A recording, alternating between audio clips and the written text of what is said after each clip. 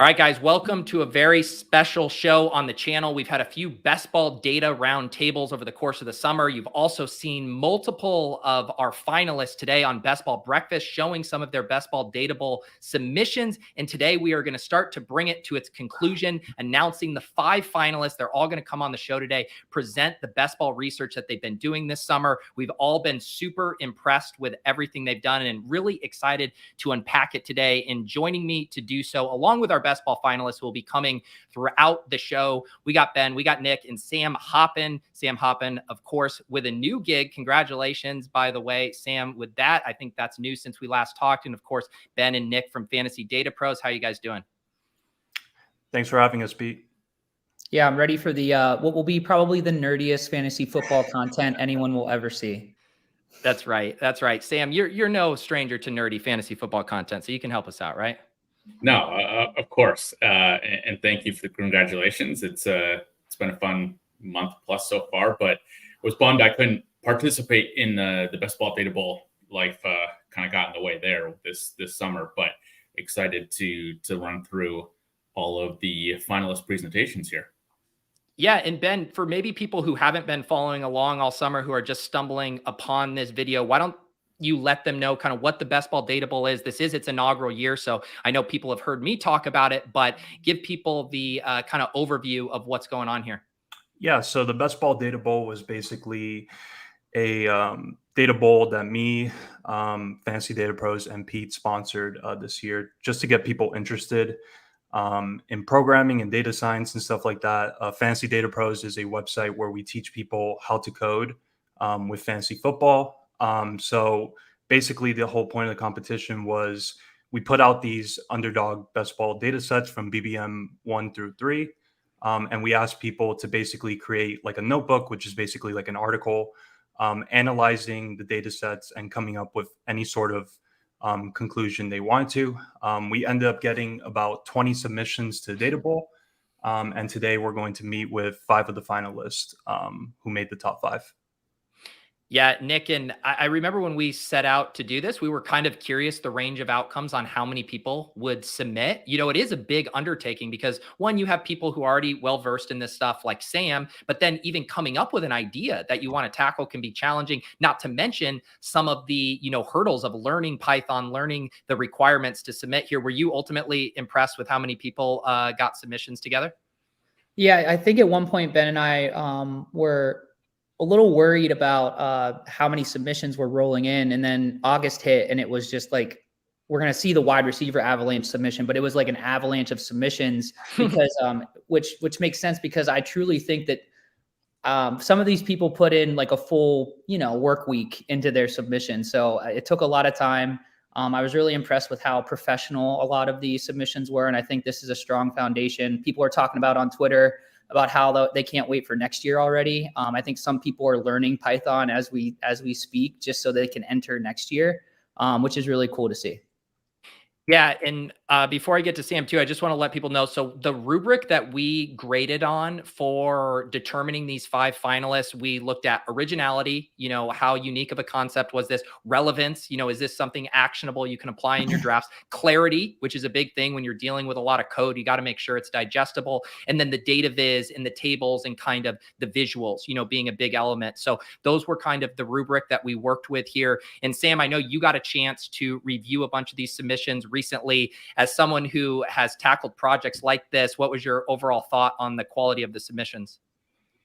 I mean, all extremely impressive. Just you could see the wide-ranging skills of, people who have a lot of data science skill and can apply that to best ball, and people who know sort of the best ball landscape extremely well and coming up with a very specific, idea for what they wanted to explore. I mean, it's interesting because one of them that we'll hear about, like being unique in your drafts, was actually something I wanted to research this summer and just, again, never got around to.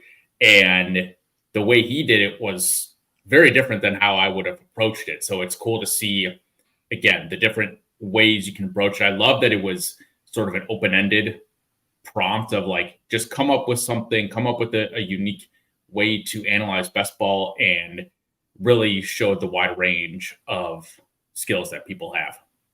Yeah, I think that's what's really cool for me too, when I was reading through, of like the way I've thought about these problems or seeing other people attack them, people approaching it in an entirely different way. And that is really the cool thing of even a similar problem. There's multiple ways to approach it. And so over the course of today's show, we are going to bring on all 5 of the finalists to give us kind of an elevator pitch, tell us about the project, how they tackled it, some issues they ran into, and then we'll of course ask some follow-up questions. And then, we will be determining the finalists over this next week or so as we all huddle. And I do legitimately want to hear back from you guys as well in the comments, which submissions impressed you the most, because again, we're all approaching this from different angles. I'm sure, for Ben and Sam and Nick, a lot of the technical aspects are going to be paramount. That's a lot of what the Fantasy Data Pros course teaches and a lot of what you guys were working with. For me, I'm like, how is this actionable? Can I articulate these thoughts in a clear way to best ball masses and the normies who aren't as steeped in this kind of stuff? And so there's all kinds of elements there. So let us know after this show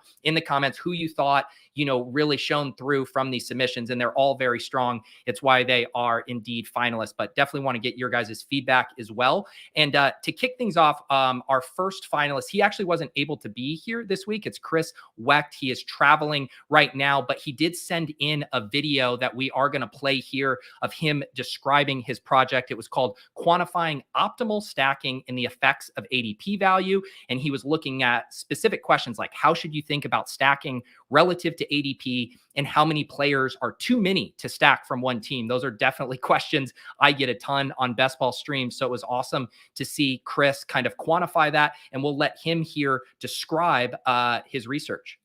Chris Wecht. Unfortunately, I couldn't be there for the show today, but Pete was nice enough to let me record a short video where I just go through my findings from my Best Ball Data Bowl submission. Just want to thank Ben, Pete, and Nick for everything they did to put this contest on. I think all the submissions were great. Really going to change the way people are drafting this for the rest of this season and into following seasons. So with that, I'll get into my submission. So what I decided to look into was what is the optimal way to stack and put data behind it, and how ADP value affects those stack, kind of trying to find the trade-offs between correlation and getting ADP value on your picks. So the first thing I looked into was just the number of players on a stack. Looking at average regular season points, you start to see a drop off once you get more than 5 guys in a stack. And then for the playoffs, you see a bigger drop off in those average points as the stacks get larger as well. We saw no 6-man stacks make the finals last year in BBM 3. And you really start to see a drop off really around 5 guys in the playoffs, because as you get deeper into the playoffs, you need to have more and more of an optimal team, and that's harder to do the larger your stacks are.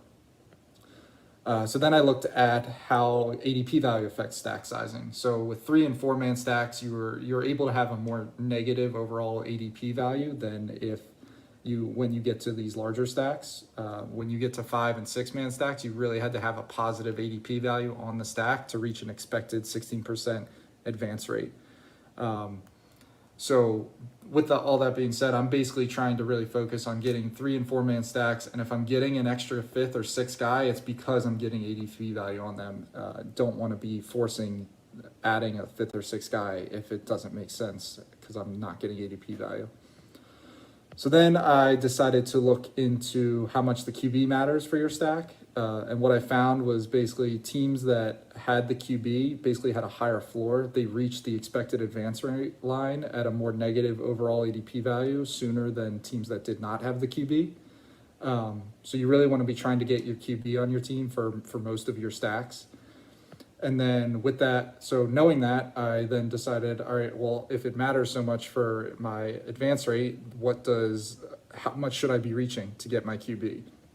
So I kind of went with the extreme here and looked at what I called big QB reaches, which are basically about a round to a round and a half, depending on where you are in the draft, based off my adjusted pick value score. And what I found was interesting. The teams that reached for their QB actually reached the expected advance rate line at a more negative overall ADP value than teams that did not reach their QB. So what that means is that reaching for the QB really didn't hurt their advance rate all that much, if at all. The caveat here is that it's a bit of a small sample size. Only about 6,000 teams reached for their QB this much in a big way. So, and obviously if you reach for your QB, it's harder to have a positive ADP value. But so in the end, I'm not going to be afraid to reach for my QB, especially if I don't think they're going to make it back to me. I would not force it if you think they definitely will make it back to you. But if you have any doubts about if your QB is going to make it back and you already built out a nice stack, I would be prioritizing reaching that QB and seeing if I can build up the ADP value later on. So then I decided to look into where in the draft we're building our stacks from. So first thing I looked at was how many of our stack pieces come from top 48 picks. And what I found is generally these early stacks are not great. They struggled to hit good advance rates and have high average points based off of the more top 48 picks they had. So if you had just 0 or 1 pick from the top 48 in your stack, your ADP value and advance rate is still pretty sticky. The better ADP value you get, the better your stack will perform at advance rate. But as you get to 2 or 3 guys, it really starts to fall apart where ADP value just doesn't matter. So really, I think it's a little bit of a personal preference. If you think a stack like AJ Brown plus Jalen Hurts plus Devontae Smith is the key this year, just draft them and get them wherever. It's not going to matter if you got ADP value on those guys or not.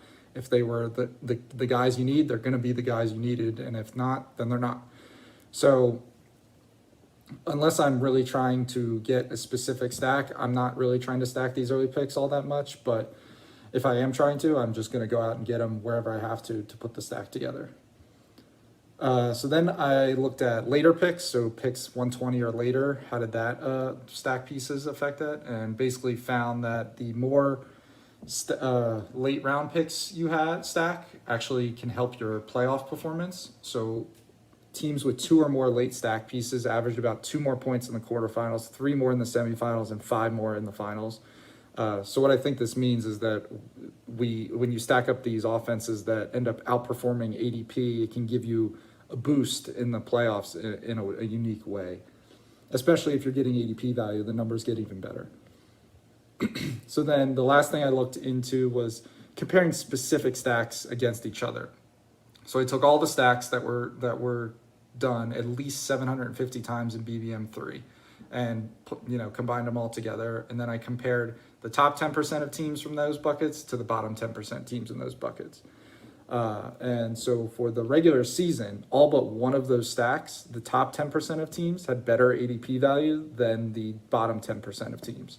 So what that means is that when you compare stacks against each other, the ones that are getting ADP value are performing better in the regular season than if they aren't. But that kind of falls apart in the playoffs. So in the playoffs, we're at 1 week sample sizes, so things are a little bit, more can go right or wrong for you in the playoffs in a single week.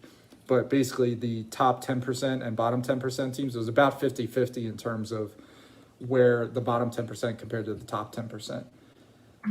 However, it's worth saying that the best of the top 10% teams generally did have good ADP value. So maybe there is something there that, it's still good to get ADP value.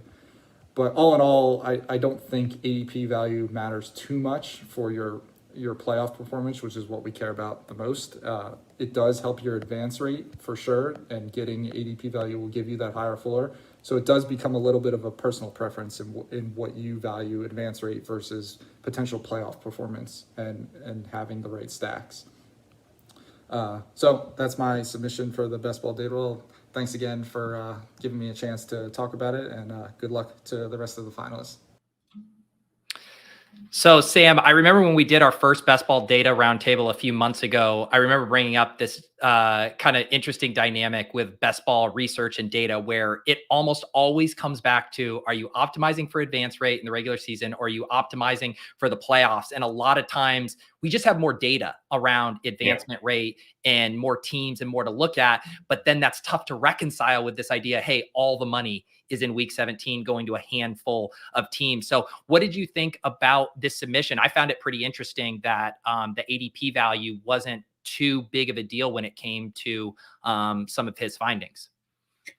Yeah, I mean, the biggest takeaway for me reading through his paper was, again, reaching on a quarterback is not going to kill you. So many times I'm on the clock and I've got, 2 or 3 pieces of an offense and the quarterback is sitting there, but it would be 5 or 6 spots ahead of ADP. And I'm like, I need to get ADP value on this. Like, not having the quarterback isn't going to kill me. And so sort of knowing that it wasn't a big boon to, or I guess a big detriment to advance rate, I think is huge. And then the way that he pointed out specific stacks from last year, I thought was really good, because again, like, there is this macro level of, do stacks help, but it's like, it depends on what stack you get. Like, if you get Hurts, Smith, Brown last year, like, you're winning no matter what. And so there is some nuance that comes with that. And with that stack specifically, like, thinking about it this year, like, you're going to need to get ADP value somewhere to complete that stack now. And so when you look at that, when we look at that next year, like, you might not necessarily have a stack that falls into one of these categories, but could be a difference maker anyway. Ben and Nick, what did you guys think about the overall kind of methodology? I think, the clarity of his submission is what stood out. It's very actionable. It's questions I get all the time, and he really took some of those head on. But what did you guys think about how he approached it from a data perspective? Yeah, I thought this was a highly relevant and clear submission. There wasn't any like crazy like data science stuff, so it was pretty easy for someone who doesn't have like a data science background to come in and pick it up. And I also thought his writing and stuff was really good. Personally, as someone who's like newer to best ball community, I really like the topic he picked, just because, like, for me personally, like when I'm drafting and stuff, like ADP value and stacking is like 2 heuristics I have in mind when I'm, making a pick. It's just, am I getting ADP value on this pick, or, does it help me in terms of like stacking correlation? So I think it was a really good topic because he kind of looked at, how much you can sacrifice ADP value for stacking and stuff like that. So overall, I really like this submission. What about you, Nick? Yeah, I actually was really, like, when I was drafting earlier in the summer, trying to be kind of like a bully with Baltimore stacks, just because I'm a Todd Monken guy myself. So it was interesting. He kind of like, I felt like he read my mind with that. Like, because there are certain drafts where you get Lamar Jackson and Mark Andrews to fall to you naturally, but that's pretty rare, especially now as they kind of steam up and get closer together in ADP. But thinking about Jalen Hurts, Devonta Smith, AJ Brown, the double stack with Joe Burrow, T. Higgins, Jamar Chase, like, it's kind of interesting to hear from him say, like, ignore the ADP value and go get those guys if you think they're the ones you need. And then I want to kind of, if Chris were here, I would ask what he thought, just without maybe doing the data work quite yet, extending that to game stacks, because there's not a whole lot of 3-person pairs within that top 48. But if you extend that out, like now Tyreek Hill plus Mark Andrews plus Lamar Jackson, like, do I want to be a bully with ADP there? So really, really relevant. That's where this submission shined the most. Yep. Awesome stuff there from Chris. Very strong submission. He also does a lot of good work over at Fantasy Points. And one thing I want to mention too, with all these submissions, we're kind of doing a high level overview. One of the things about the Best Ball Data Bowl that's great, and I've mentioned this before, all of these submissions are publicly available to go through literally line by line of the code via the GitHub repository. I'll have the links down below. You can also go to fantasydatapros.com, click the Data Bowl link, and then you'll be taken to the GitHub. You can scroll through that, even see the updates, the changes they made as they added things throughout. So I think that's one of the cool parts of this process, is just how transparent it is. And if you want to go try to recreate stuff or do a remix of someone's study and approach it from a different way, all of that information is there for you. But now we are going to bring on our next guest. I absolutely loved this submission. It was from Aidan here. How do I say your Twitter handle? I'm trying to read this here. Onion Wings. What are we doing? I pronounce it Tystonian Wings. So it's something that I've had for a while. It's basically the all 4 of the professional Detroit sports team mascots combined together there. So Tigers, Pistons, Lions, Red Wings. Oh, okay. There you go. All right. I love it. And so your submission was about exploring the impact of unique player combos. This is something I've been thinking about a lot. It's something I've gone out of my way to do in drafts. I was recently reviewing my best ball portfolio and noticed some like real blind spots of guys that I have together over and over, not because they're correlated on a team level or a playoff level, but simply because their ADPs line up that they naturally end up on teams. And so your thought process of exploring whether we should go and pursue unique combos, I found highly relevant. Why don't you kind of give just an overview of your submission and kind of the problem you were looking to solve? Yeah, so I mean, this is something that I've been thinking a lot about too, both last year and this year. And initially, I kind of wanted to compare like getting unique at the top of the draft versus the end. Because, you know, in my mind, my prior was, well, it's a given that getting unique at any point is a good thing. So, you know, maybe we can kind of quantify exactly, you know, the drawbacks and benefits in terms of advance rate and finals win rate and that kind of thing. And then I switched to just looking at the first 4 rounds because I realized I was going to blow past all the length requirements here. But yeah, I thought this was kind of be like simple analysis to start. I just looked at every team's player combination through the first 2, first 3, and first 4 rounds, and then looked at kind of the percent of teams that had those same players throughout their entire roster, right? So like you wouldn't get the benefit of taking, you know, Chase, Higgins, Burrow in the first 3 to be unique because, you know, there are teams that take those 3 through 4 or 5 rounds or whatever. And then I kind of ran into something interesting was that I kept showing that the unique teams were actually really, really struggling in comparison to the teams that just kind of stuck to the draft board through the first 4 rounds and had, you know, some of the most common combinations throughout every team in the tournament. And so I thought, okay, well, maybe, you know, the goal is to kind of look at, you know, if you have a good team, like, you know, uniqueness isn't really going to matter until the finals anyway. And there's only really good teams in the finals. So maybe you have to figure out a way to kind of filter out the, like, quote, bad teams that don't really have a chance.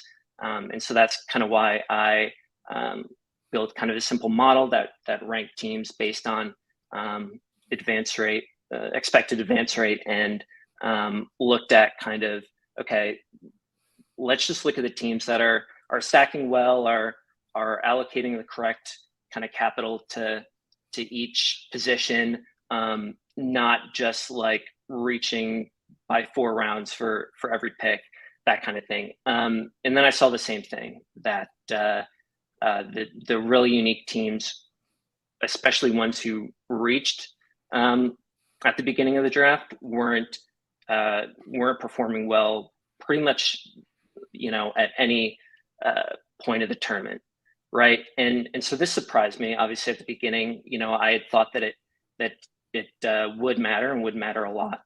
But then I kind of started to think about it, and it sort of started to make more sense to me. You know, like if we compare it to DFS, it's usually not the like 8K wide receiver that's winning you the tournament. It's the guy that you got at 2% that goes off for 30 points, right? And so the way I can kind of quickly summarize it is that like the top of the draft isn't, it's not going to win you the tournament, but it can definitely lose you the tournament. So like just kind of going and kind of sticking with ADP. I kind of made that joke at the end that you can pretty much just auto draft the first 4 rounds. And I think that you would probably be okay. The one thing is the teams that get a ton of ADP value at the top of the draft, like pretty much just like dominate through the regular season and the playoffs. So that's kind of the one thing that, you know, if you're gifted a value, just take it. And then the flip side to that is if you're reaching, in the first round, where you're like almost by definition giving your opponents values and better players. And we know just, through data and intuition that the gap between players in the first round and then going down is as big as it's ever going to be, right? So you just really, in my mind, I just like, you really just don't want to think too hard at the beginning, right? So again, I was a little bit surprised by my results here. Like I said, thinking about it, it makes more sense. But obviously, I would be, if someone came in and did the same study with a different method and came up with a different conclusion, I would definitely be willing to kind of move my thought back over the line. But yeah, that's kind of the big overview there. Yeah, awesome stuff. And one of the things I did appreciate that you didn't force a conclusion, because I don't do projects like this, but I imagine there's sometimes a tendency of like, man, it would be fun to really reveal reaching for these unique combos is the skeleton key to best ball. But for you to kind of just be honest and transparent with what your work showed, I thought was a good way to stay grounded with that. Sam, do you have any questions from this project here? You mentioned that it was something you were interested at looking into. No question specifically. I mean, to bounce off that, Pete, I think with projects like this, like it's almost just impossible to figure out like what conclusions there aren't than what conclusions there are. And Aidan, I think your point, your comment that you can't, lose the tournament in the first round, but excuse me, you can't win it, but you can lose it. I think that's an adage that's been around in fantasy football for a long time. I think really rung true, and I think would have loved to see a lot more too about like the uniqueness aspects of some of these last round picks too that are like not being 100% drafted as well. Like, does that impact advance rates in the playoffs as well? But again, overall, very, very interesting stuff. Ben and Nick, any follow-up questions or comments here on Aidan's submission? Yeah, I had one. I think this would be helpful for the audience. Can you offer any explanation as to why you think underdog best ball in particular is really efficient? And for maybe people at home that might want to apply some of these concepts to their home leagues coming up, do you think that kind of translates to redraft at all?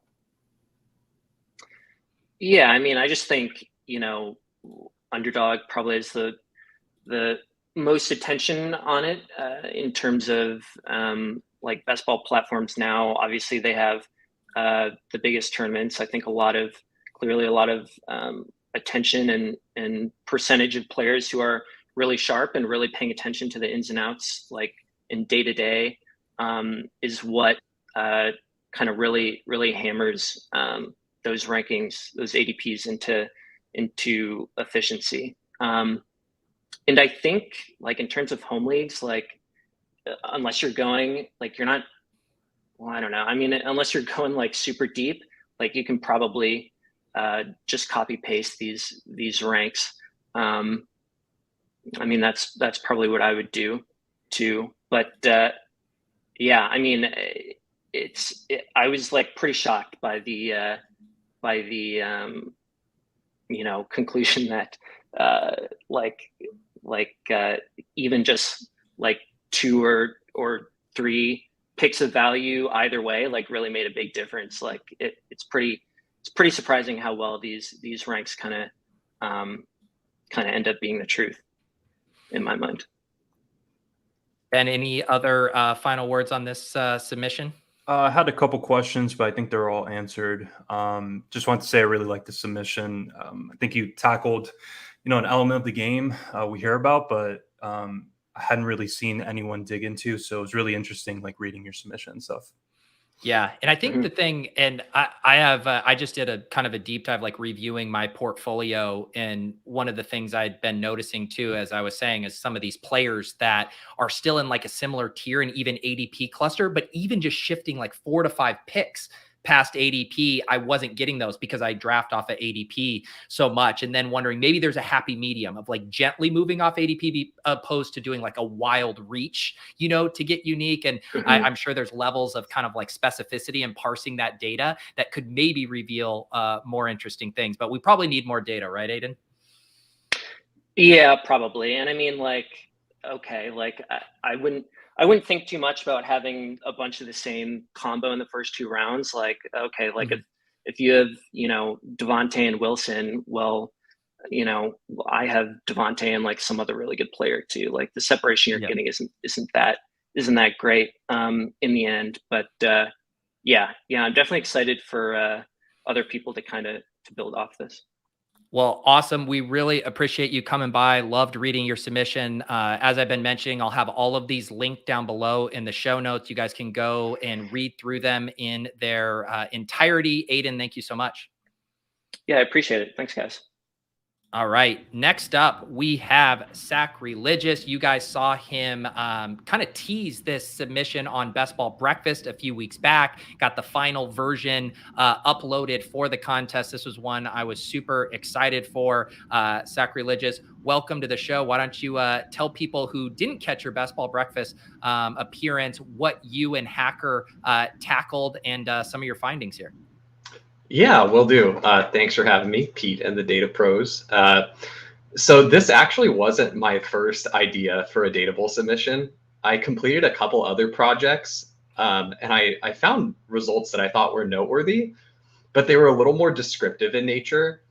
And with the proper critical thinking and nuance applied to them, I definitely think those other submissions had actual takeaways. But the reason I landed on why advance rate is broken is because I feel like these metrics that we've come up with are going to be fundamental moving forward for best ball research in the future. So the motivation behind tackling this project was solving a problem that was already pretty well known and discussed in the best ball space. People have talked about how noisy advance rate is. You know, we've got the Eno Benjamin problem. We have the Sky Moore problem from last season.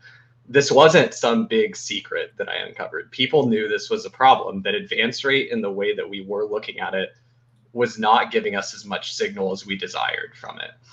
And so I just took an approach where I tried to extract and remove as much noise as possible from advance rate and some other metrics and provide a more signal rich version of those metrics that other analysts can use in the future, either to revisit historical best ball research projects or build on this and, you know, push forward in the field of best ball research.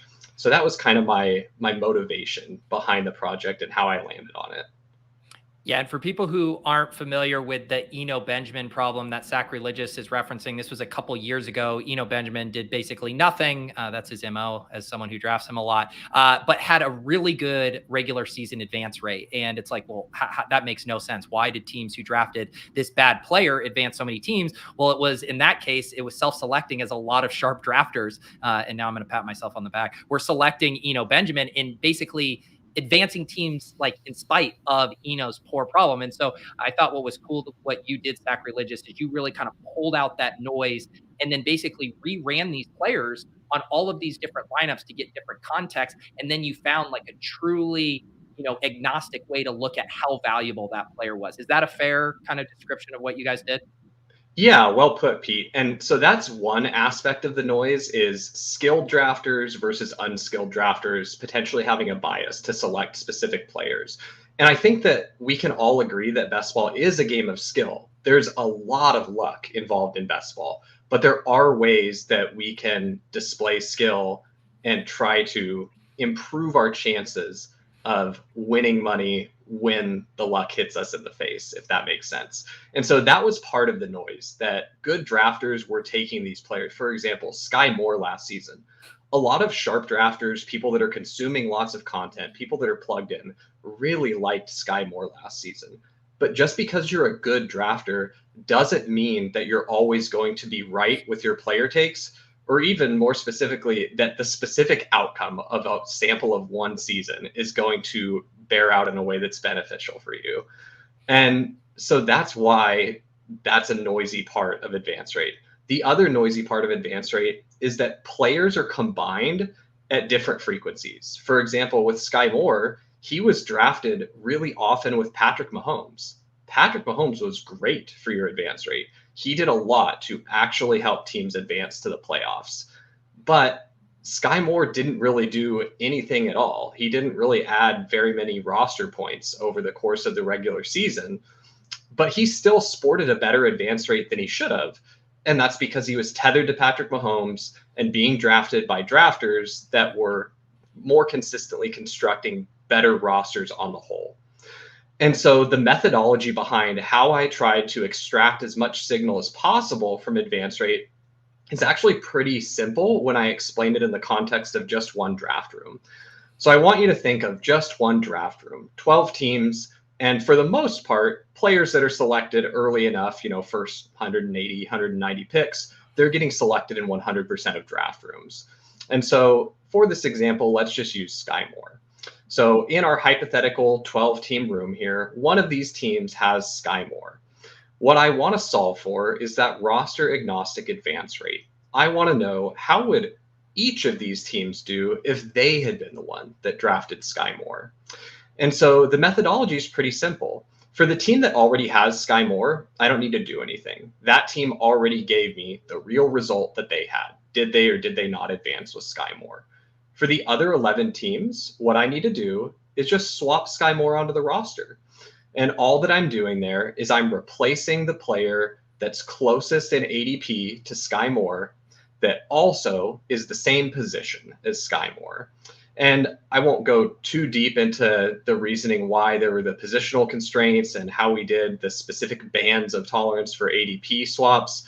But essentially, we wanted it to be something where we weren't putting Sky Moore on a team where it really wouldn't have made sense to take Sky Moore if the team needed a different position. And so by doing this, I'll use the buzzword that people love, we simulated the results of this specific draft with Sky Moore on each different team, one at a time. It's not like we threw Sky Moore on all 12 teams and said, who won? We did it one at a time. Now, there's a couple nuances in the methodology that lead to some interesting characteristics of this metric. One of them is when we put Sky Moore on a team, if one of the two teams that was advancing already had Sky Moore, what we're effectively testing then is a 17 versus 17 for the rest of the roster. We're saying, was this combo of 17 players better than the combo of 17 players that already had advanced with Sky Moore? And so we've got a little bit of a sampling bias in testing the advance rate because we're testing against teams that were already good enough to advance. And so that ends up giving us kind of a unique output when we look at the roster agnostic advance rate. And I've got to thank Pat Corain for this one because he suggested that instead of calling it RAR, like I initially was going to call it rare because of this little wrinkle in it. And that's most players are going to show a negative differential. That is that their normal advance rate or the old way of calculating advance rate, that's going to be better than their roster agnostic advance rate because the old way isn't specifically biasing for testing against these already good teams that advanced. And so we end up with most players showing that negative differential. I believe the actual results were only 15 players had a positive differential where their roster agnostic advance rate was actually better than the advance rate that got reported with the traditional methodology. And so that's why Pat suggested to call it rare because a player that outperforms their advance rate truly is pretty rare. That's awesome. Yeah. And I think, this submission, like you said, it's more providing tools for better analysis going forward because advance rate is such a common thing that we rely on to judge all of these things, the quality of a roster construction, the quality of player selection, all of these things. We use advance rate as one of our only measures of success. And so you finding a better way to measure that success, I think is very innovative here. Sam, did you have any thoughts on this submission? Yeah, really cool way of looking at things. I had done something similar a couple of years ago, looking at essentially advance rate added and did it a slightly different way. But where I got stuck was trying to find specific ways to apply that to, I guess, different draft strategies and macro elements of it, because it's an interesting way to measure against specific players. And again, like with the Sky Moore, with the Benjamin stuff, essentially boiled down their specific value to a best ball roster. But curious if there was anything else that you had looked at that you're now considering in your drafts that you're doing, knowing that, okay, a guy like Sky Moore might not be as valuable in the tournament.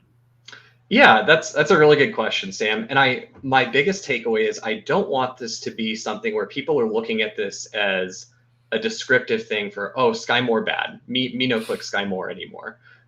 The way that I see it most valuably applied is in turning over stones that people have already looked under and just using this as a slightly more refined tool to improve historical best ball research. And then I cannot wait to see what better analysts than myself do with this going forward, because I think this is really just going to help open the door to some other research topics that I'm really excited to see.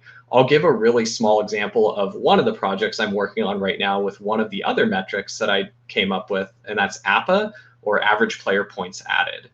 And so the player points added, or points above replacement, is something that people have talked about in the fantasy space for a long time. But APA just follows that same player swapping methodology that I came up with. And really all that it's doing is giving us a larger sample size of different textured rosters where we're just getting to better analyze the points that a player actually contributes to a roster. All it's doing, I'm really not doing anything terribly complex. What I'm doing is just trying to pull as much noise out as I possibly can to give people a better tool. And so what I'm using APA for is actually going back and looking at what I think is some really quality best ball research that another analyst had done, and that's Mike Leone's draft capital model that he provided in the Best Ball Manifesto. So what I did with Mike's model is I applied a very similar methodology, but I just used APA as an input to the model. And so I came up with a slightly more refined version of the model where I'm using just a tiny bit less noise in the input, just through the methodology that I used with APA instead. And so that gave me draft capital that I feel is going to be ever so slightly more accurate to how we should actually look at draft capital and use that information to inform our decisions as we're constructing teams in the future. I hope I explained that okay. For sure. Ben and Nick, any final questions on this submission? Yeah, I was wondering, I know that like this reminded me a lot of, I believe Hayden Winks kind of pointed out that 0 RB drafters were drafting the same players versus your, I guess, tape guys were drafting different in specific types of running backs. Did you see any of that come out in your analysis in terms of identifying or pairing up certain types of these like overarching strategies with certain players that either advanced more often than other players? Yeah, absolutely. And this is something where I'm gonna put out the call to other fantasy analysts out there. Please dive into this stuff. It is so rich for more analysis. I do not have the time to do all of it. I have lots of other projects I am working on, and I just won't have the time to do all the analysis that this is opening a door to so much more opportunity. And so it's rich. I'm just trying to set the table so other people can go even farther than I went. But one example that I really loved was if you look at Josh Jacobs absolutely smashed, the stone best pick in best ball last season as far as advance rate is concerned. What he did in the playoffs, a little unlucky for those poor Josh Jacobs teams. But for advance rate, Josh Jacobs was incredible. What we actually saw, though, is Josh Jacobs had a negative rare differential. Josh Jacobs was being drafted by teams that we can assume were constructed less well than the teams that were not drafting Josh Jacobs, because Josh Jacobs should have advanced 6% more frequently than he actually did, which when you think about how high his advance rate already was, I believe it's 41% or something off the top of my head, for him to go far, it's not a linear increase. Going from 41% to 47% is a big increase. Like that's a lot more teams that are advancing. And again, like I mentioned, He's competing against good teams. In this methodology, we're testing against really good teams that were already advancing, and he still was able to improve his advance rate. And so to me, that just shows that there's definitely something to the idea of there are good drafters and there are less good drafters, and that can really matter. And player takes is only one little part of it. And good drafters and bad drafters, they can be right on their player takes just as often as they're wrong on their player takes. But the results of a specific player definitely can be skewed by the rosters that they're drafted on, if I explain that well. For sure. Ben, any final thoughts here for Sackreligous? Yeah, I was actually going to ask a question about the methodology he uses, so the player swapping.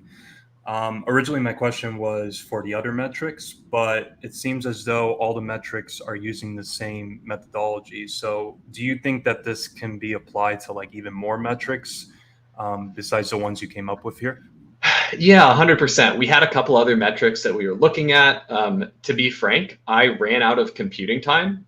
We were running into a deadline, and I was going on vacation at the end of the month, and I knew I needed to get my submission in. Right. And I actually, just little how the sausage is made side story here, I unfortunately had a failure, and I wrote over one of my results files. Oh, no. And I was so panicked. I was not going to be able to get this done in time because it had been like weeks of computing time. And so I reached out to Hacker, and Hacker was awesome in playing a role in this submission because I came up with the idea. I built my code. I had a pretty good understanding of what needed to be done, how to do it. But I'm a relative novice at programming. And so I really wanted to be able to have that sense of pride of say, I did this myself. I learned from, basically knowing nothing. I taught myself enough to be able to do this project and execute it and get the result that I desired. And so everything was humming along. It was going well.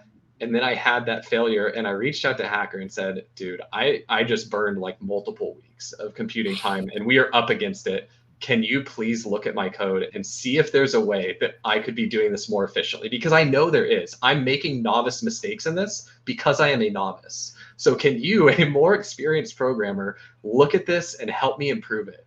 And he had some really simple suggestions where when someone who knows better than you gives you advice and you get to stand back, oh my gosh, I was so dumb for not thinking of that.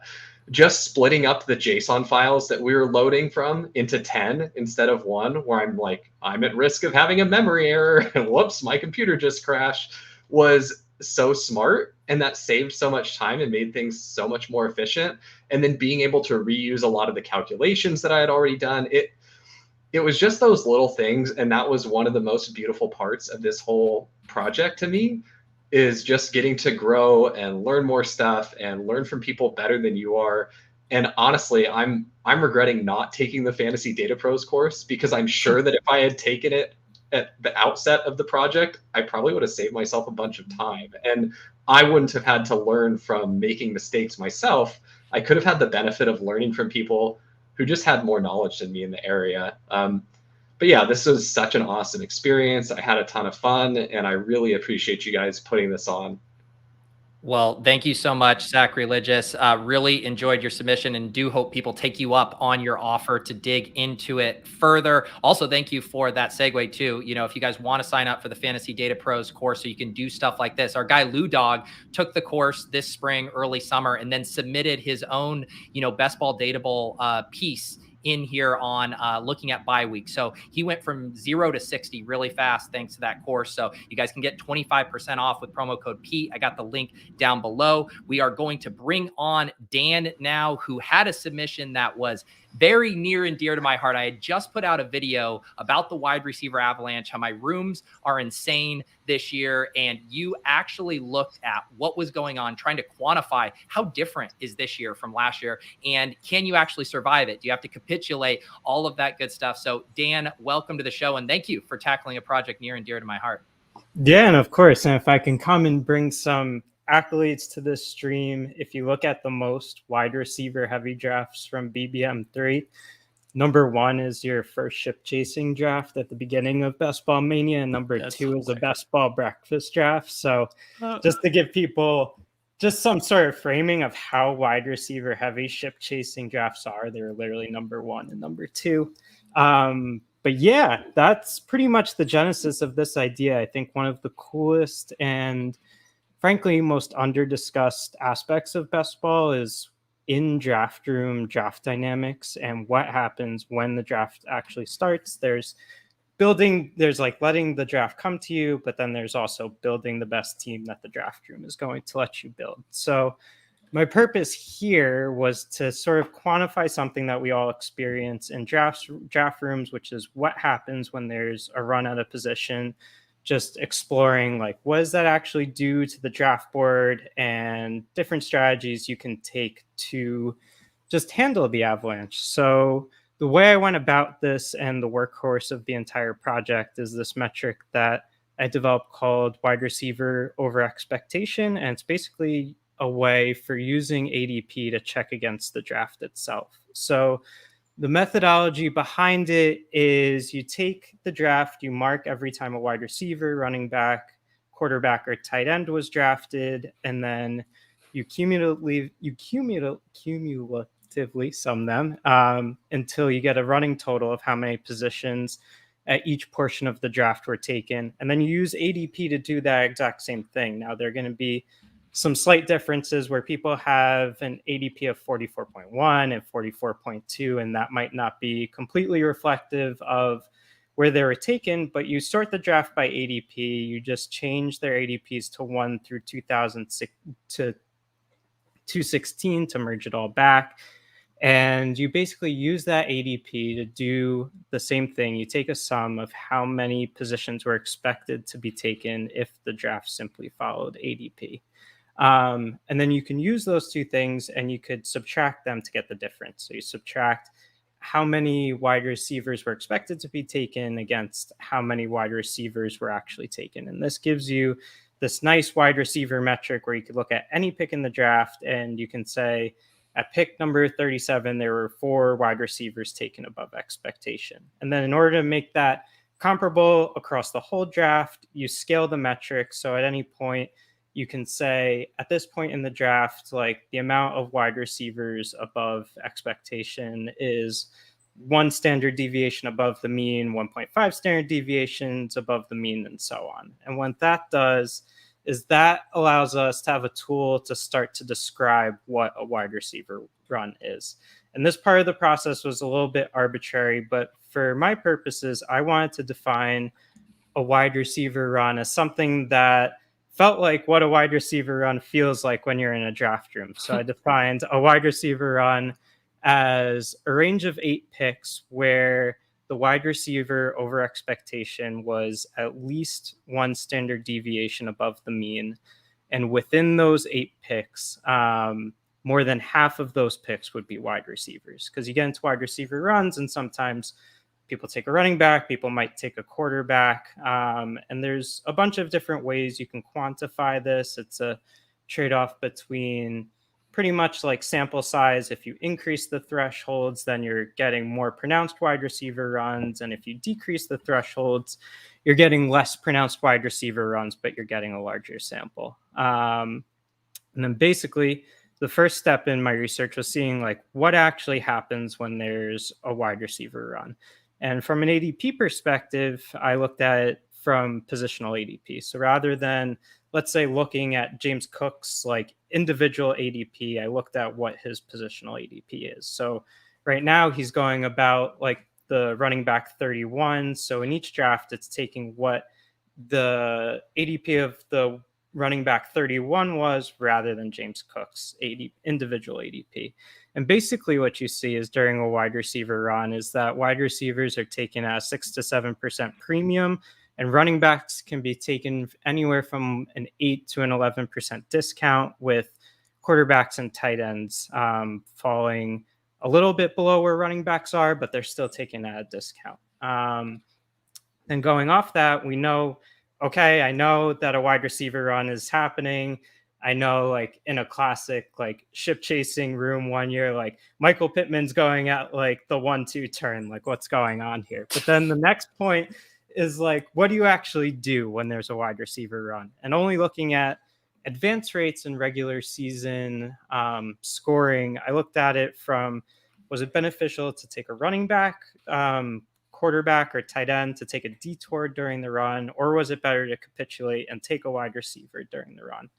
And what I found was pretty surprising in that both BBM2 and BBM3 showed that the opposite approaches could work. In BBM2, when there was a wide receiver run going on, it was really beneficial to still take that wide receiver, because most often the wide receivers going in that run were advance rate superstars like Deebo Samuel, Jamar Chase, and Cooper Kupp. And even though they were getting taken at a premium at ADP, like, it was still important to take them, because at the same time, the running backs who were going were landmines. Like, Travis Etienne got hurt in the middle of the offseason that year. You had Raheem Mostert, who went down really early in the season. And then you have everyone's favorite classic dead zone back, Mike Davis, who, even if you're taking him at a discount, you're still not gaining much.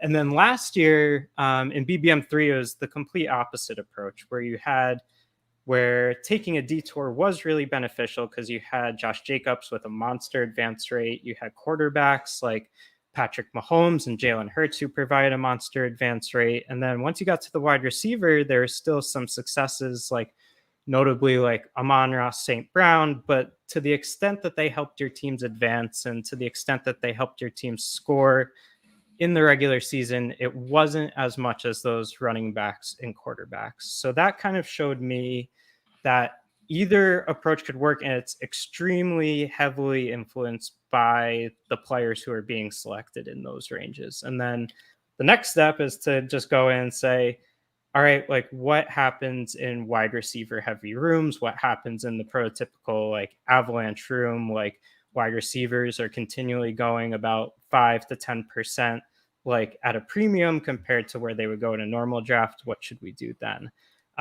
So basically what I did is I sorted each draft room by how wide receiver heavy it was in the first 9 rounds. And then I did something very similar to what Hayden Winks has done in the past, which has shown like regular season scoring across different rounds.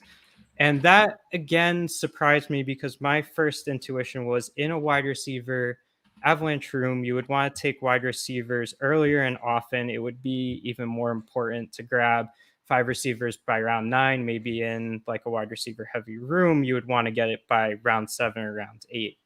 And what I pretty much found is that it's still important to grab 4 to 5 wide receivers by round 7 or by round 9, but it didn't have that same magnetic effect as it did for non-wide receiver heavy rooms, where taking them earlier, taking them more often was what you should do in a quote unquote optimal setting.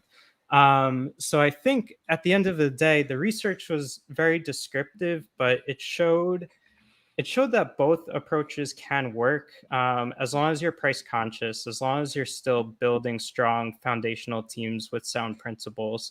And it's just something to keep in mind heading into Best Ball Mania 4, where the rooms are already so wide receiver heavy to begin with, that maybe if you get a falling value on a running back, or if you get a falling value on a running back, like, these just might be key features of drafts moving forward. Like, everyone wants to say who the next Josh Jacobs is, but I think a more helpful example is, like, who is the next Miles Sanders going to be? Like, who's that running back going in round 7 who, I mean, frankly, he had a really good year, but it was like 1,200 yards and 10 to 13 touchdowns or so. And maybe if you're in one of these wide receiver Avalanche rooms and you see one of your running backs at a discount, I know everyone has different picks, but if you see someone like a Dameon Pierce, if you see, I know some people are hedging a little bit on Isaiah Pacheco, but someone who's in an elite offense who could walk into a 10 touchdown season, or if you see someone like a J.K. Dobbins who is falling, especially, I know this is an underdog stream, but on DraftKings, where his ADP is literally like 88 right now, maybe taking a shot on one of those guys and taking the risk that, like, maybe my wide receiver 5 is going to be like Nico Collins, or maybe my wide receiver 5 is going to be a Jacoby Myers type player, and taking advantage of that running back value. Like, I think that can be something that's valuable moving forward, especially with how wide receiver heavy these rooms are. And that's at a big view, like sort of where I'm taking like the research into drafts this season. Awesome stuff. I want to toss it around to the panel real quick, but I did want to pull one insane stat that you had at the end of your piece. You said BBM4's current ADP through 10 rounds would be the 6th heaviest wide receiver room in all of BBM3. So like we're not just making things up. We're like, oh, it feels like it's wide receiver heavier this year. No, like the landscape is meaningfully different, and it was fun to see you tackle that project. Sam, any thoughts on this submission? I thought it was really good. I think my favorite projects, just personally, are ones where, again, you hear a phrase or something like that, and then you think of an idea based off of that, and trying to quantify it in some way. So the whole wide receiver avalanche thing, taking that from ship chasing, I thought was really cool. And then, one thing that I think is important with all of this is tying it back to specific players too, because that influences things so much with advance rate, all this sort of stuff. And so breaking it down, again, show some of the charts you had showing each of the specific players and whether teams participated or didn't participate in a wide receiver run with those specific guys and the impact they had, I thought was very good. What about you, Nick and Ben? Any thoughts on this one? I know you guys aren't as steeped in the wide receiver avalanches as I am, but did this one hit home for you? Yeah, that stat you mentioned was pretty incredible. And that like spurred a question for me is another thing that like a clear trend we're seeing is quarterbacks are getting steamed up as well, just because so many elite rushing and throwing quarterbacks that are throwing so many touchdowns. Both of those positions have kind of pushed up a little bit in BBM4 compared to the other two best ball manias. And I think that comes at a bit of a running back discount. So I guess like my question is, should we still be drafting, in your opinion, like wide receivers even heavier? So I know the rule you mentioned was like get 5 by round 9. And then in that heavy room, 5 by round 7, if you see it start to get heavy. Is it 5 through round 5 and don't take any more detours this year? Or where are you at with that? Because I know you are in the drafts a lot, it seems. Yeah, that's a great question, because also the rooms being wide receiver heavy isn't only a function of running backs being cheaper. It's that we have 4 quarterbacks that are going in the top 40 picks this year, which is also pushing the running back prices down. And if you look at the data, both like when you take a detour to take a quarterback, it has been successful, and in certain circumstances, almost as successful as taking a running back. And the reason why that is because you have someone like Patrick Mahomes last year, you have someone like Jalen Hurts, who was an extreme value relative to how he performed last year. So taking that into drafts moving forward, I think a lot of times this is the area where I'd say be very player conscious and believe in the players that you're taking. So and it depends a lot on your draft position, because something that I've found is if you draft, let's say in the back half of the draft, and let's say you've taken one wide receiver, and then you came back and you took like, let's say Bijan in the second round. A lot of times in these wide receiver heavy rooms, like you're really and I like some of these guys, but I feel like it's a tier break where you're staring down like Amari Cooper, Jerry Jeudy, Christian Kirk as like your wide receiver 2, where often, like, let's say I can go into one of these wide receiver heavy rooms. I can take, let's say, CeeDee Lamb and Amon-Ra St. Brown at the 1-2 turn.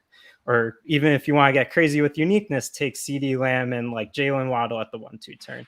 Then on the way back, what I can do is I can take like a Mark Andrews, I can take a Lamar Jackson, and then take that falling running back value at the same time, where I can take like maybe a Breece Hall, maybe take a Jahmyr Gibbs, maybe, again, not somebody people super love this year, but take a Travis Etienne. And then all throughout the draft, you still have the opportunity to sprinkle in running backs if you want to continue to draft wide receivers. So you can take a Dameon Pierce or a Cam Akers at a discount. You can take a J.K. Dobbins in the 7th round. You can take like a Brian Robinson in the 8th round, and you can still round out a running back room that way.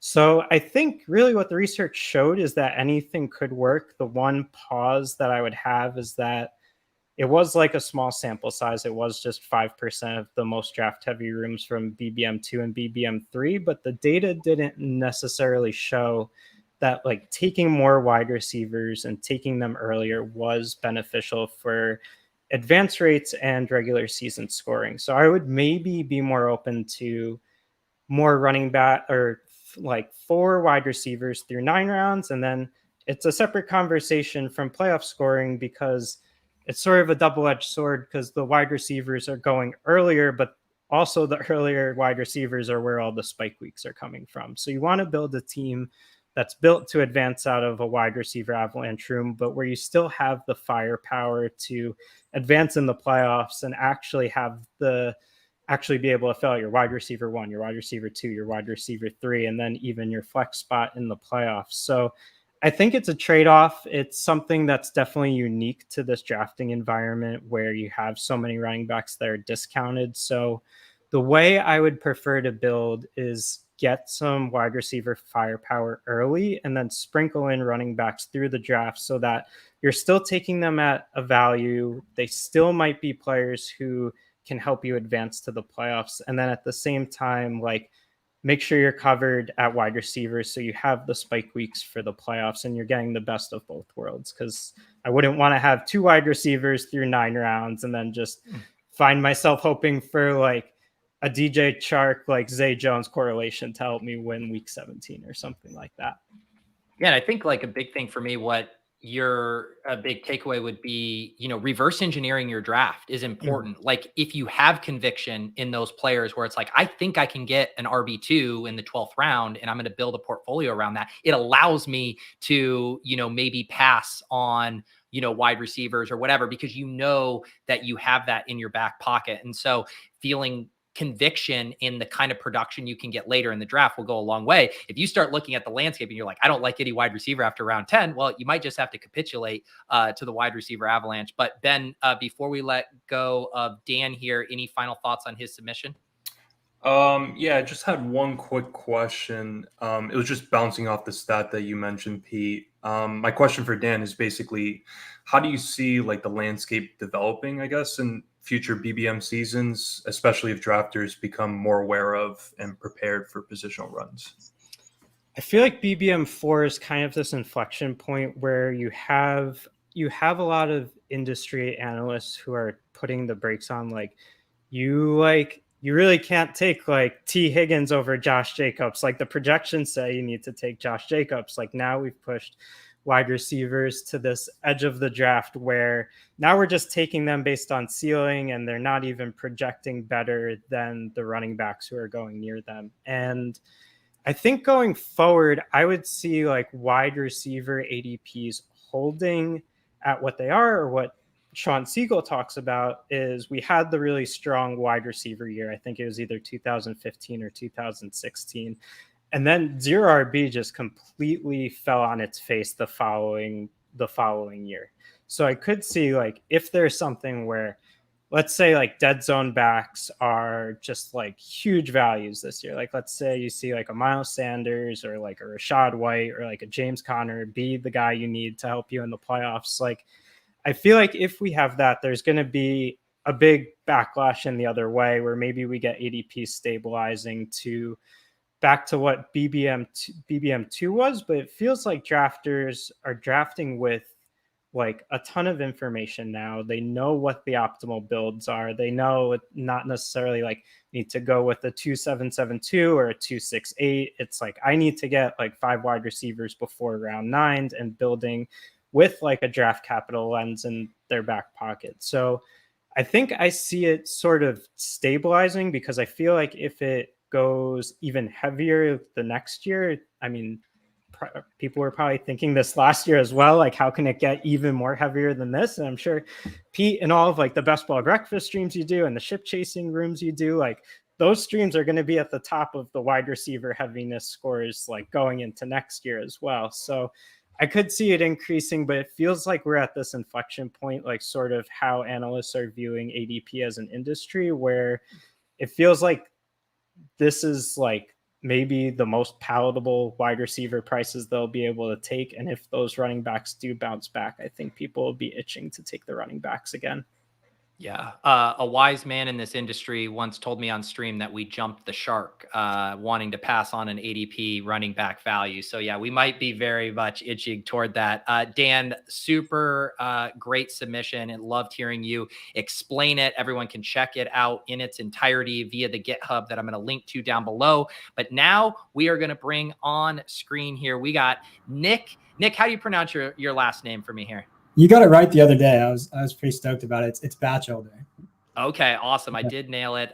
Sight unseen. Welcome to the show here. You had one of the most, I would call it heady submissions. It was one that I had to read through a couple of times to fully grasp what you did. And then I was like, holy cow, this is really cool. So why don't you explain to everyone else what you tackled with this submission here?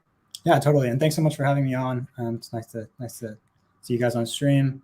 I guess I would kind of call this like the culmination of like a bunch of my thoughts. I'm glad you got my dog on this. Yeah. By the way. But it's kind of the culmination of thoughts that I've had on value-based drafting for a long time, which is usually how I tend to think about drafting, both in best ball and otherwise. And really, like, it's using predictions, and they don't have to be a certain type of prediction. Like, I use Fantasy Pros predictions, but you can use your own predictions in a similar system.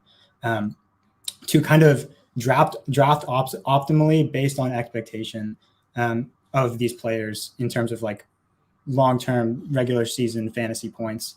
And kind of a couple of the big points I would say is the reason why I was so excited to get involved in this best ball data is that it's really useful for seeing what players did in the past really well and what made players successful.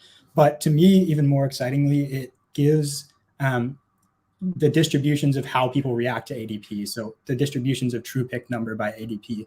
And what that really allows us to do is assign like exact probabilities to when players will be picked by position and ADP in the future.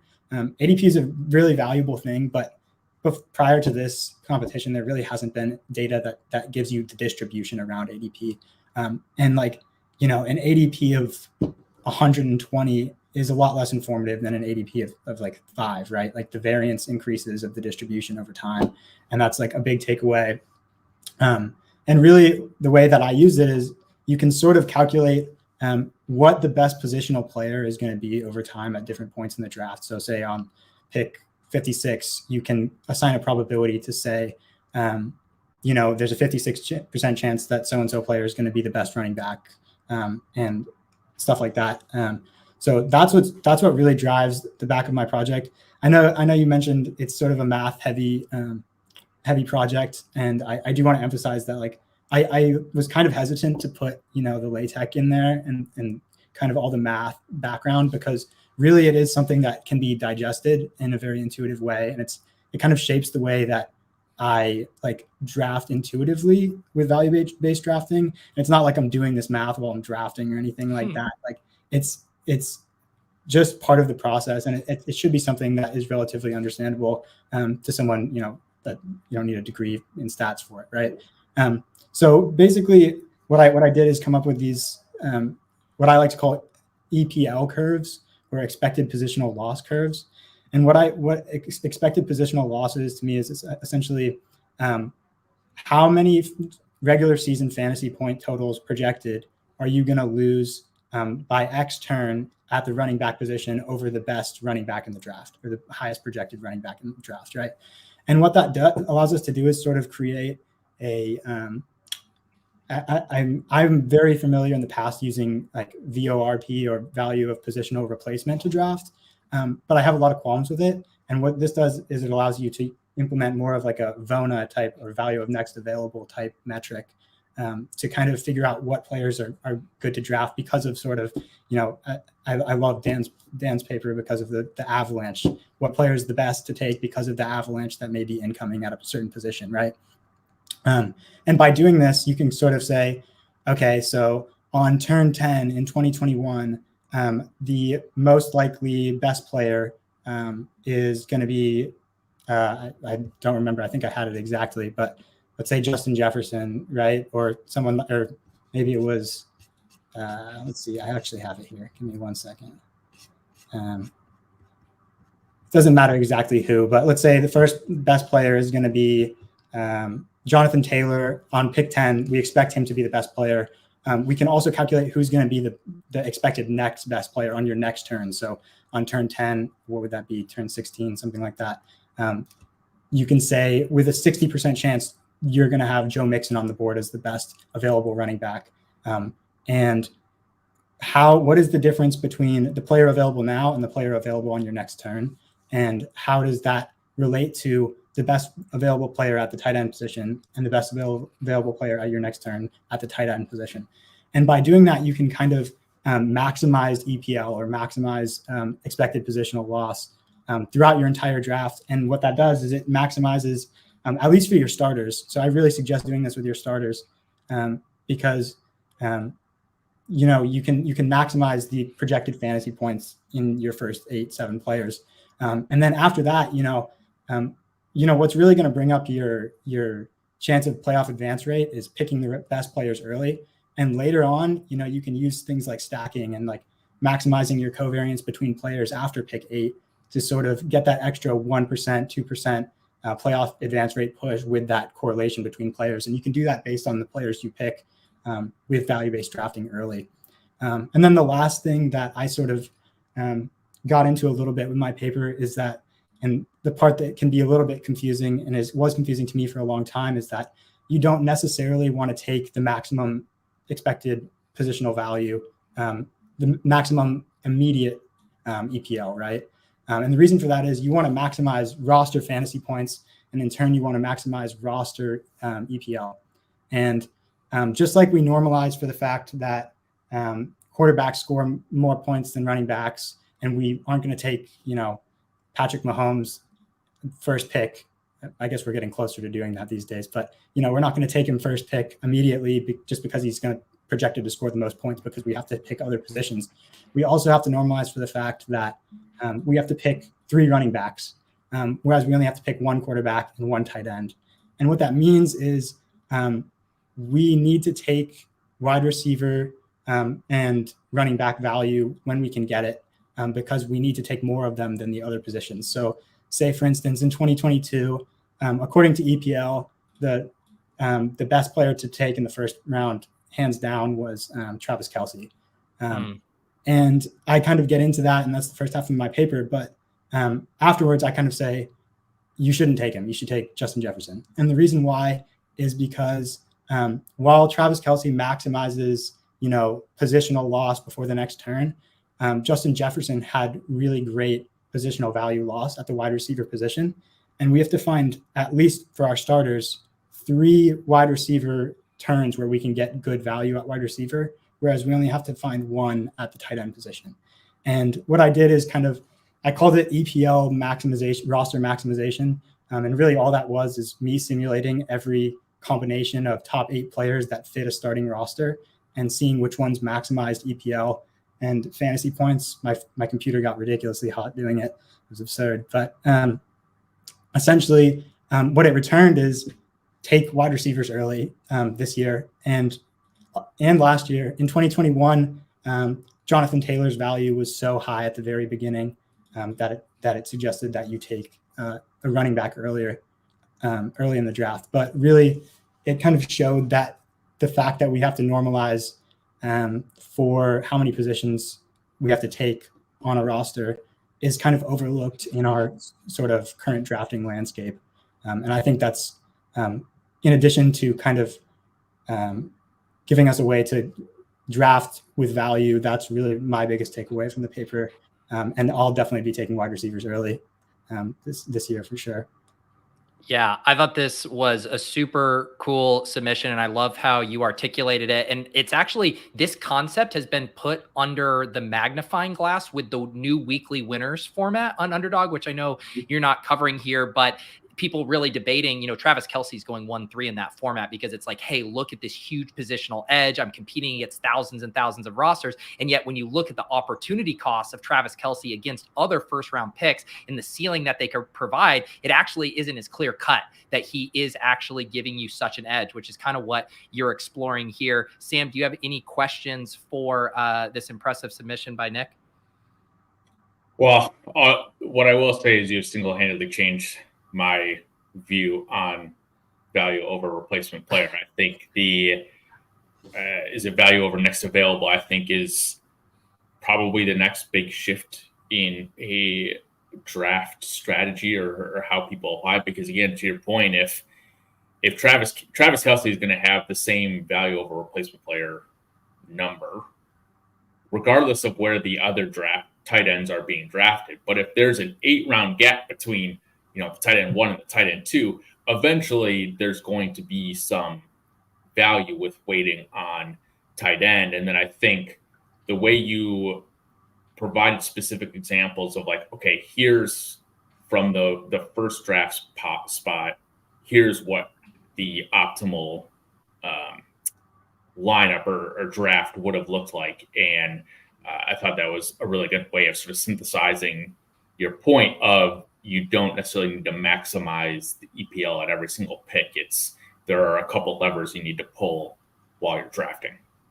Yeah, definitely. Kind of hitting on your VOPR reference. I kind of talked about a couple things, and it's not just like the fact that it doesn't hit imminent like value, right? It doesn't like imminent drops or imminent avalanches, as Dan would say earlier.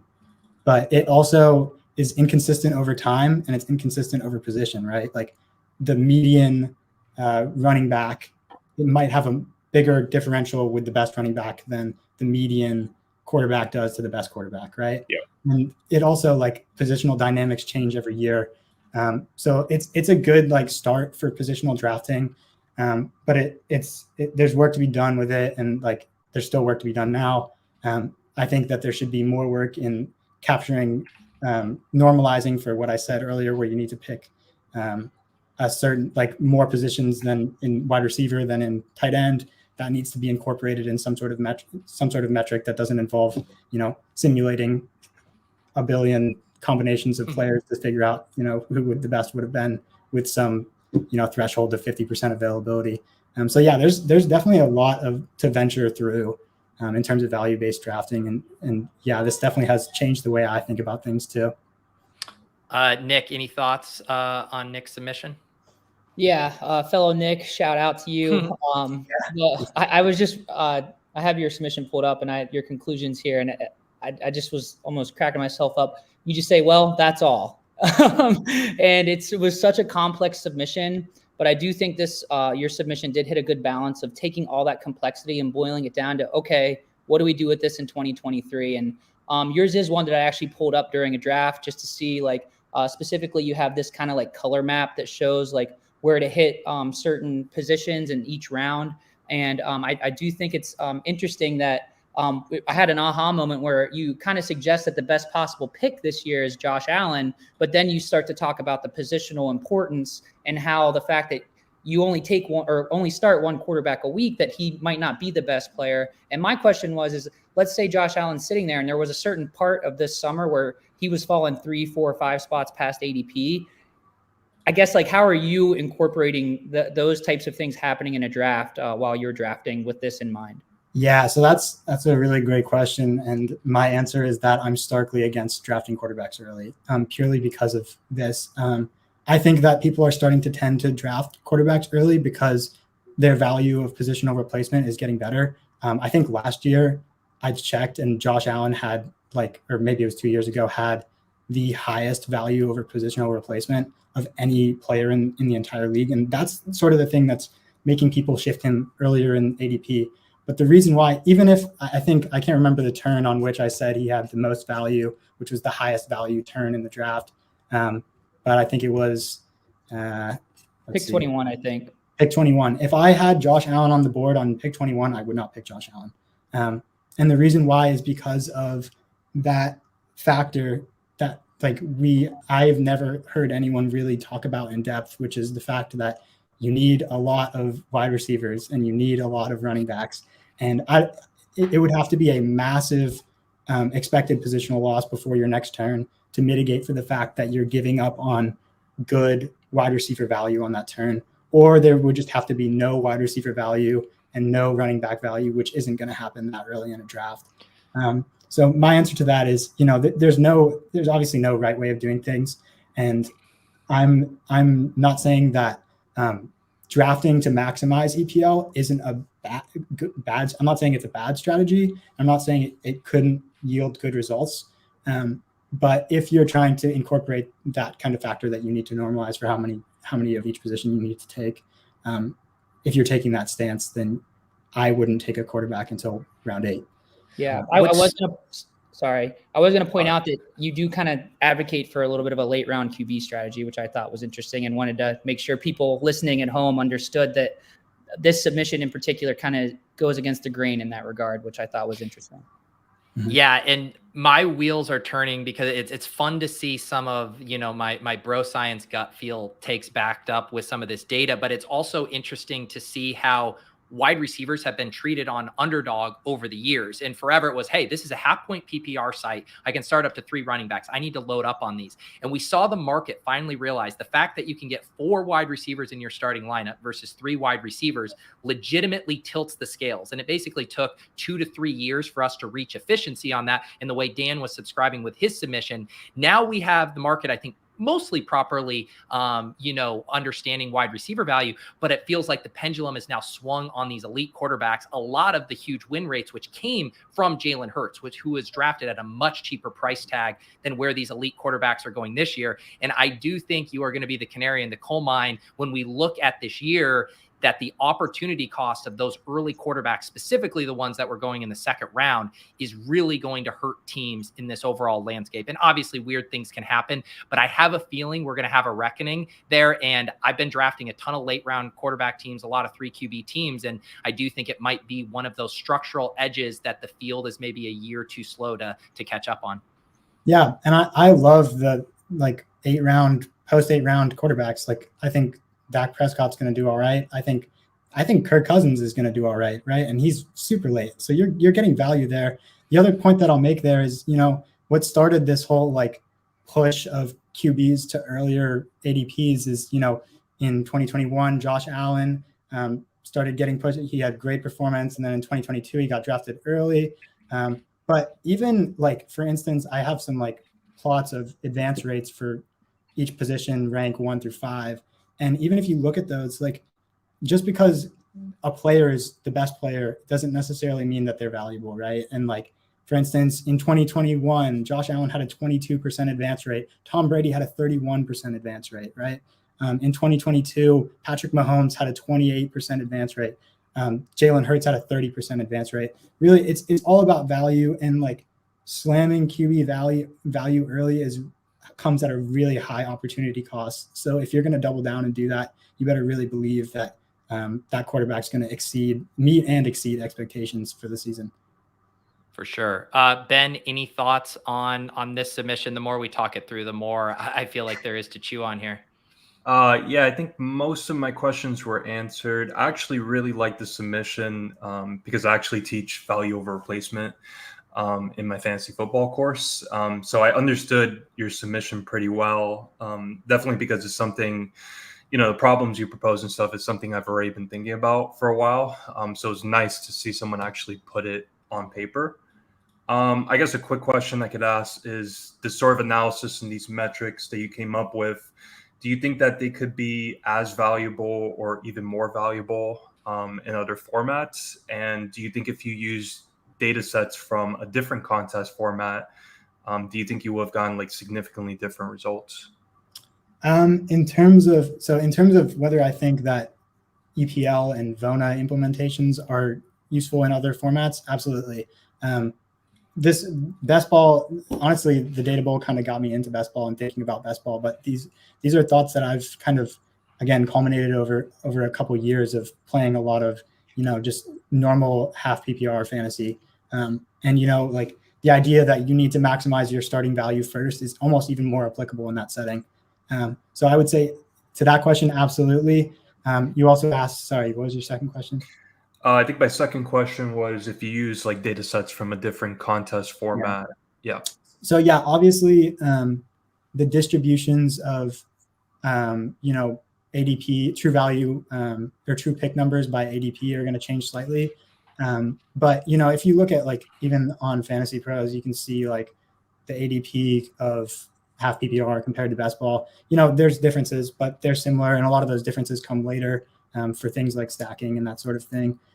So absolutely. And, right now there's no data set for half PPR or full PPR or any of these things that gives us that relationship. So we can't really calculate those probabilities as directly. And I'll definitely be using like the distributions by ADP from best ball for my regular half PPR fantasy league this year. And I'll be drafting very similarly because if you're drafting by value early, then, it should be a similar strategy, I believe.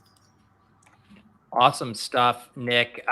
Really great work there. And as I keep mentioning, you guys should really go through all of these submissions. There's so much good stuff, a lot of charts looking at historical data, stuff you guys can apply. And like I said, you can go through, review all of these via the GitHub. Nick, we really appreciate you coming on here. We're going to let you go as we wrap things up. Ben, it's going to be hard for us to make a decision here because I've been so impressed with the uniqueness, the methodology, the clarity of all of these submissions. Like, I don't want to say I didn't have high expectations. You never know. First year doing stuff, what's it going to be like? I mean, just really, really strong work from everyone who competed this year. Yeah, super impressed with the work that everyone put out.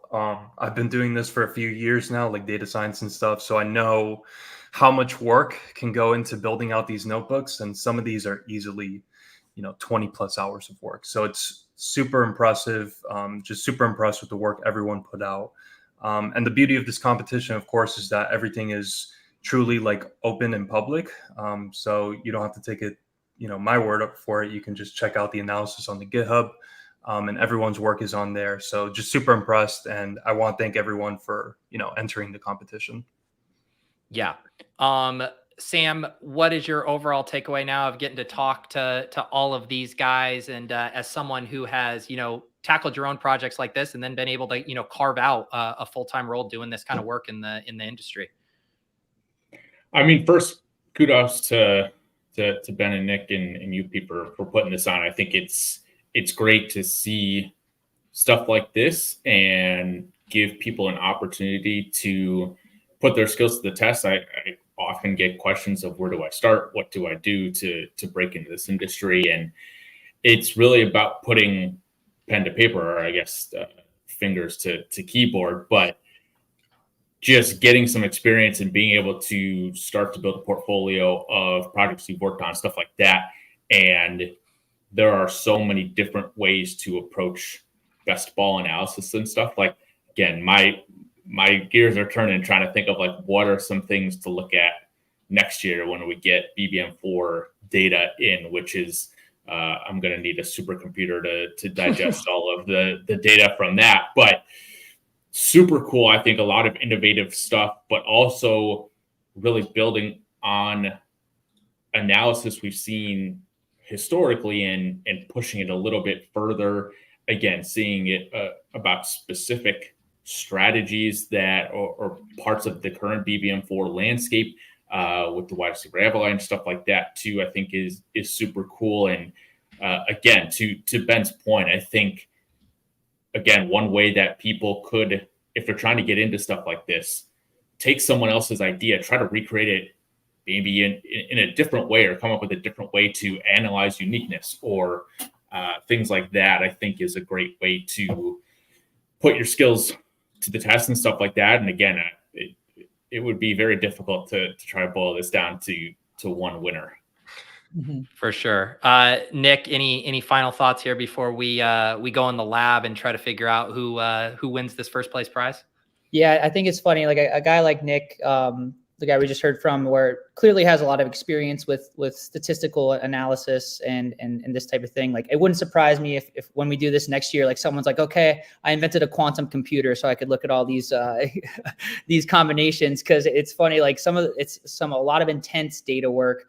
Again, really impressed with the professionalism And I think one thing that sticks with me is I think there's an opportunity for someone to go through here and like maybe find the connections. Cause I do think even our 5 finalists we brought on, they kind of worked off of each other, where you could see like ADP value early plus stacking was brought up a little bit. And then especially like some value over replacement, I guess, like metrics that improved upon something that a lot of people think about. They all kind of play in concert with one another. So I think, again, reading through these submissions, if you want to get better at best ball and compete, I think some of the sharper drafters are definitely going to be combing through these submissions, and it'll pay off.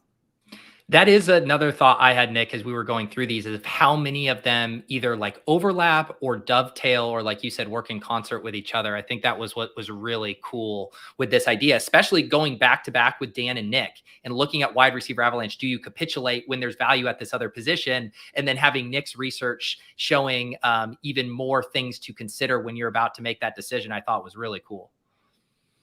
Yeah. And like the fact that there weren't a whole lot of contradictions, I thought was interesting, which is good. It kind of, they validate each other. So this is good info, good data work. Definitely, again, comb through it if you want to get better. For sure. And, we've mentioned it a few times, Sackreligous mentioned it. I mentioned how Lou Dog, who submitted to this competition, took the course just months before and was able to put together a really solid submission. That's how quickly you can get caught up to speed. And, what Fantasy Data Pros does, it's been a great fit. When we talked early on too, I immediately was like, this audience, how smart they are, how invested everyone is in best ball. I knew immediately that this was a great fit, and getting to host this Data Bowl, to see all of these projects that actually reflect the dilemmas and the things I talk about in draft rooms, down to like specifically my drafts with Dan's project, was super cool. And can't recommend the Fantasy Data Pros course enough. I keep saying it. You can get 25% off with promo code Pete. We've had a lot of you guys sign up, a lot of good feedback. And you know what? I feel like, we haven't talked about this, but I feel like we're definitely going to run this Data Bowl back again next year. It'll be bigger. It'll be better. And you have plenty of time now. Get in the lab, review these submissions, get the Fantasy Data Pros course, and you guys can get up to speed and be competing next year with what Sam just hinted at, a much, much larger data set. It's going to be very fun to have another year of data here. So again, thank you to Ben. Thank you to Nick and Fantasy Data Pros, all of the great submissions, everyone who's watched. And as I mentioned at the top, leave a comment. Let us know which submissions impressed you the most. We haven't talked about how we're going to fully finalize who wins here, but I do think getting your guys' feedback and knowing what resonated with you will also help inform this process. And again, shout out to Sam Hoppen. You can check all of his work over on Fantasy Pros. Any new projects you're working on, Sam, that people should keep an eye out for? Unfortunately straying away from football for right now, and working on some other sport projections like that, but we'll be involved with the Fantasy Pros and Betting Pros podcast throughout the regular seasons. I believe Hopping to Conclusions is coming back for a 3rd season, so we'll have that throughout the week as well. Awesome. Well, appreciate everyone. I'm going to get this posted here, and yeah, we will be announcing. Ben, do we have a timeline? Because people are going to want to know, when are we going to crown this champion here? I think end of week, probably. Yep. By Friday. Not sure. Sounds good. We will keep you posted. You can keep your eyes peeled, on our Twitter accounts. We will make sure we get that out to the public. And yeah, great work all around. Again, thank you guys. Has been a blast hosting and judging and reviewing all these submissions. Good luck out there in the rest of your drafts. We'll see you guys next time.